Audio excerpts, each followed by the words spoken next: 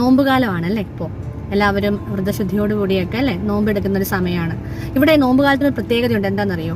നമ്മുടെ ബോഡിയിൽ ഇതുവരെ അടിഞ്ഞുകൂടിയിട്ടുള്ള പല വേസ്റ്റുകളെയും പുറന്തള്ളാൻ പറ്റുന്ന ഒരു സമയമാണ് ഈ നോമ്പെടുക്കുന്നത്. കാരണം ബോഡി ഡീടോക്സിഫിക്കേഷൻ, ക്ലെൻസിങ് എന്ന് പറയുന്ന പല കാര്യങ്ങളും നമുക്ക് ഈ ബോഡി ഈ നോമ്പെടുക്കുന്ന സമയത്ത് ഉണ്ടാവും. എന്നാൽ ചിലരിൽ പെട്ടെന്ന് നമ്മൾ ഈ കഴിക്കുന്ന ഡയറ്റോ ഒന്ന് എടുത്തു കഴിയുമ്പോൾ, അതൊരു ഡയറ്റ് തന്നെയാണ്, നമുക്ക് ഇത്ര നേരം നമ്മൾ ഫുഡ് കഴിക്കാതൊക്കെ ഇരിക്കുമ്പോൾ നമ്മുടെ ബോഡിയിൽ പലതരത്തിലുള്ള ക്ഷീണം അനുഭവപ്പെടാറുണ്ട് പലർക്കും.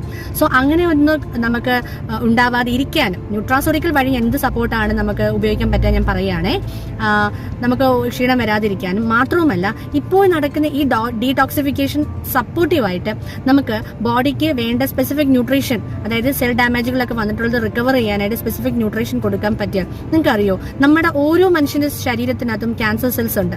പക്ഷെ അത് ആക്ടിവേറ്റ് ആവാതിരിക്കാൻ വിചാരിക്കേണ്ടത് നമ്മളാണ്.